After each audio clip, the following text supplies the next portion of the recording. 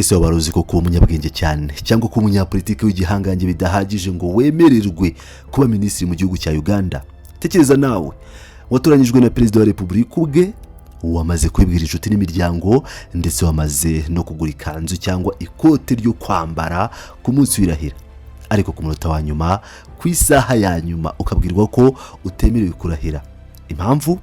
Gufite ibyangombwa by'ibindi bihugu. Ibi nibyo biri kuba muri Uganda kuri uyu munota, aho ba minisitiri bakomeye barimo Dr. Lawrence Muganga na Adonia Ayebare bashobora kutarahizwa na perezida Yoweri Kaguta Museveni. Ikaze mu makuru yacu arambuye. Baje kubaha ikaze, mwaramutse neza cyangwa mwiriwe neza nshuti bakunzi ba Pilot News TV.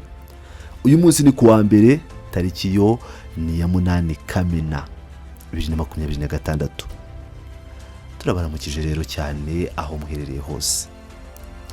Inkuru iri kuvugwa cyane kuri uyu munsi muri kano karere kacu, by'umwihariko mu gihugu cya Uganda, niyerekeye umuhango ukomeye cyane wari uteganyijwe uyu munsi mu biro by'umukuru w'igihugu bizwi nka State House. Nkuko mubizi, perezida Yoweri Kaguta Museveni aherutse gukora impinduka zikomeye, ashyiraho abagize guverinoma bashya. Ubusanzwe iyo perezida ashyizeho abayobozi bashya, igikurikiraho nuko barahira imbere ye kugira ngo batangire inshingano zabo ku mugaragaro. Uyu muhango wo kurahira uyoborwa na perezida ubwe, ukanitabirwa n'abandi bayobozi barimo perezida w'inteko ishinga amategeko, Speaker of Parliament, perezida w'urukiko rw'ikirenga, Chief Justice, n'abandi bayobozi bo mu nzego zo hejuru. Ariko se habaye iki? Kuki uyu muhango wahindutse inkuru ishyushye ihagaritse imitima y'abantu benshi? Ikibazo gihari kandi giteye inkeke gishingiye ku bintu byitwa dual citizenship cyangwa se multiple citizenship. Mu Kinyarwanda twabyita ubwenegihugu bubiri cyangwa bwinshi. Abanyamategeko ba leta muri Uganda baraye amajoro bari gusuzuma ikibazo gikomeye cyane cy'amategeko, itegeko nshinga rya Uganda ndetse n'itegeko rigenga ubwenegihugu n'igenzura ry'abinjira n'abasohoka. Bifite ibisabwa bikomeye cyane ku muntu ushaka cyangwa ugiye kuba minisita cyangwa wemerewe kuba minisita. Amakuru dukesha ikinyamakuru Chimp Reports cyo muri Uganda ndetse n'abantu bazi neza iby'iki kibazo bari imbere mu nzego z'ubuyobozi, yemeza ko kugeza ku cyumweru gishize nyuma ya saa sita hari abakandida 4 bakomeye bari batarahabwa ubutumire bwabo bwabemereraga kwitabira umuhango wo kurahira uyu munsi kuwa mbere tariki ya 8 Kamena 2026. Bivuze ko mu gihe abandi bari kwitegura guca kuri tapi itukura, abo bari bicaye mu gihirahiro. Abo bakandida ni bande? Reka babwira amazina yabo n'imirimo bari bahawe. Uwa mbere hari Madamu Shasti Kutesa Musherure, wari wahawe inshingano zo kuba umunyamabanga wa leta ushinzwe imari iciriritse, uwo twakwita State Minister for Microfinance muri rurimi rw'icyongereza. Uwa kabiri ni Bwana Carve Echodu, wagenwe kuba umunyamabanga wa leta ushinzwe ububanyi n'amahanga, State Minister for Foreign Affairs. Uwa gatatu ni Adonia Ayebare, Ambasaderi Adonia Ayebare, ngira ngo benshi muramuzi hano mu gihugu cy'u Rwanda, wari wagenwe kuba minisitiri w'ububanyi n'amahanga, Minister of Foreign Affairs.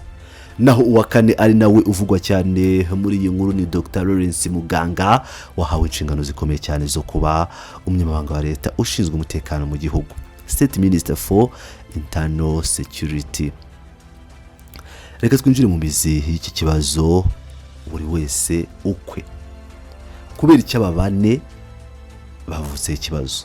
Usanzwe iyo uri umuturage usanzwe ugira ubwenegihugu bwinshi nta kibazo bitera, ariko iyo ugiye kwinjira muri guverinoma mu myanya ifata ibyemezo bireba ubuzima bw'igihugu, ibintu birahinduka. Dukurikije amakuru ariho, Shasti Kutesa Musherure, Carve Echodu ndetse na Adonia Ayebare bose basanga mu bwenegihugu bwa Uganda, ariko banagira n'ubwenegihugu bwa Leta Zunze Ubumwe za Amerika. Tekereza nawe kuba minisitiri w'ububanyi n'amahanga w'igihugu cya Uganda ariko ufite pasiporo ya Amerika, kandi ibyo ugomba gukora, ugomba kurahira ko uzakorera inyungu z'igihugu cyawe cya Uganda. Ibyo nibyo amategeko ya Uganda yanga. Iyo urebye ku ruhande rwa Dr. Lawrence Muganga ho, uwo afite ibintu birenze ibyo. Amakuru yemeza ko Dr Muganga afite ubwenegihugu bw'ibihugu bitatu, afite ubwa Uganda igihugu cye, akagira ubw'u Rwanda ndetse n'ubwenegihugu bwa Canada. Nshuti banywanyi bacu, reka tubisobanure neza kuko ni ngombwa ko mubyumva. Uyu Dr Muganga yahawe inshingano zo kuba umunyamabanga wa leta ushinzwe umutekano mu gihugu. Iyi ni minisiteri ifata amabanga akomeye cyane y'igihugu, ibijyanye n'ubutasi, umutekano w'imbere mu gihugu n'andi mabanga ahambaye. Kuba yaba afite ubwenegihugu bwa Canada n'ubw'u Rwanda byahise bizamura impaka zikomeye cyane mu bagize inteko ishinga amategeko. Bamubazaga bati, ese uyu muntu aramutse agize ikibazo ashyigikira inyungu z'ikihe gihugu? Ibi nibyo byatumye urwego rushinzwe gushungura abakandida ruzwi nka Appointments Committee rufata icyemezo gikomeye. Umva neza ibi bintu. Abayobozi bo muri minisiteri y'abakozi ba leta bagaragaje impungenge zikomeye cyane. Babwiye leta bati, mwitonze ntimushobora kurahiza aba bantu mbere y'uko barangiza byuzuye igikorwa cyo kwanga ubwenegihugu bw'amahanga. Impamvu iyi minisiteri ifite ubwoba nuko aba bantu baramutse barahiye hanyuma bagafata ibyemezo nk'abaminisitiri, umuturage uwo ari we wese ashobora kujya mu rukiko akavuga ati ibyemezo byafashwe cyangwa byafashwe n'abaminisitiri nta gaciro bifite kuko barahiye binyuranyije n'amategeko nshinga. Ibi byateza igihombo n'ibibazo by'amategeko bikomeye cyane kuri leta ya Uganda.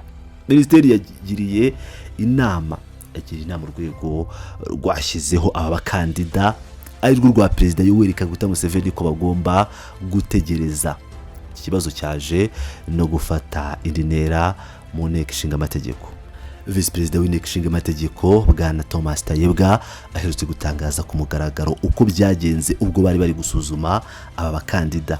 Tayebwa yavuze ko inteko ishinga amategeko itagendeye ku marangamutima, ahubwo ko yakoranye igenzura rikomeye na minisiteri y'umutekano mu gihugu. Aha niho basanze bwa mbere ko abakandida batatu bafite ubwenegihugu bubiri, kuvuga Uganda na Amerika, naho undi umwe ariwe Dr Muganga akaba yari afite ubwenegihugu burenze bubiri, aribwo Uganda, u Rwanda ndetse na Canada. Hano hari ikintu cy'ingenzi mugomba kumva kandi niracyo cyateje urujijo kinabuza abantu kurahira. Itegeko rivuga ko umuntu agomba kureka ubwenegihugu bw'amahanga mbere yo kuba minisitiri.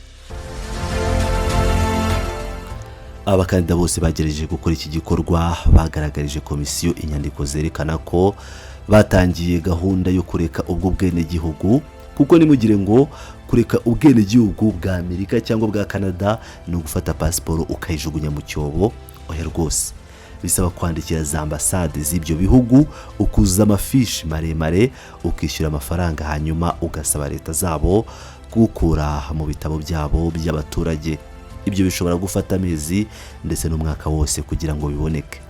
Ikibazo rero gihari uyu munsi, abanyamategeko barimo kwibaza bati, ese ko umuntu yaratangiye process yo kwanga ubwenegihugu bw'amahanga, no kuvuga akaba yaramaze kuzuza ibijyanye n'impapuro gusa, byaba bihagije ngo abe yujuje ibisabwa n'itegeko nshinga rya Uganda, cyangwa umukandida agomba kubanza kubona icyemezo cya nyuma gitangwa na ziriya leta z'amahanga birebwa mbere yo kurahira? Urujijo nirwo rwatumye habaho ihagarara. Thomas Tayebwa yavuze ko mbere bari bemeye ko batangira inshingano kuko bari berekanye ko batangiye inzira yo kwikura muri ubwo bwenegihugu, ariko abanyamategeko ba leta bo babiteye utwatsi, bavuga ko kugeza igihe batarabonera urupapuro rwa nyuma ruva muri Amerika cyangwa muri Canada bakira abaturage b'ibyo bihugu, bityo kurahira kwabo kwaba ari ukwica amategeko. Iki gihayiro n'urujijo bikaba byibasiye cyane cyane Dr Lawrence Muganga, kuko byageze naho bivugwa ko we bitandukanye n'abandi kandidatire ye yo kuba umunyamabanga wa leta ushinzwe umutekano mu gihugu itemejwe na gato n'iyi komisiyo y'inteko ishinga amategeko kubera amakenga ku mutekano w'igihugu.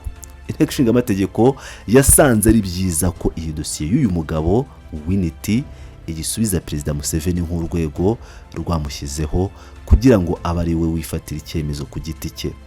None se kugeza ubu bimeze gute?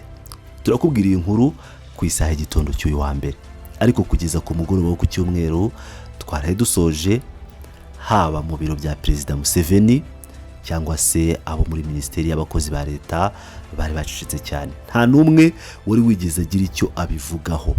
Ni wa mwanya usanga za telefone zivuga ntizitabwe, cyangwa umuntu agahamagaranye n'umuntu bakamubwira ngo nimero hamagaye nibashije kwitabwa.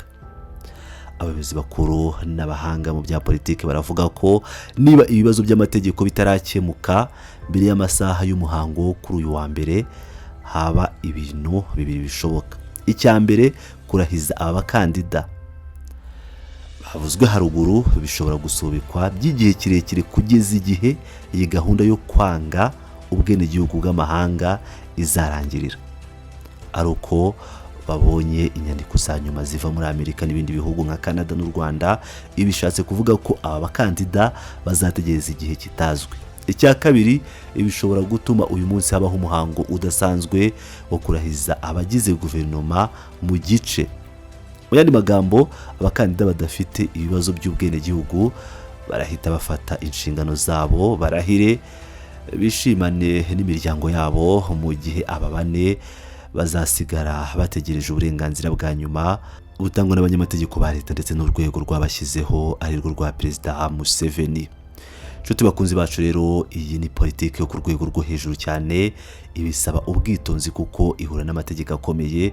Ese wowe urabibona ute? Uratekereza ko kugira ubwenegihugu bw'ikindi gihugu bibuza umuntu gukorera igihugu cye neza nk'umuminisitiri? Urakeka ko se Perezida Museveni azakoresha ububasha bwe bwihariye akarahiza abaminisitiri, cyangwa arumvira abanyamategeko be?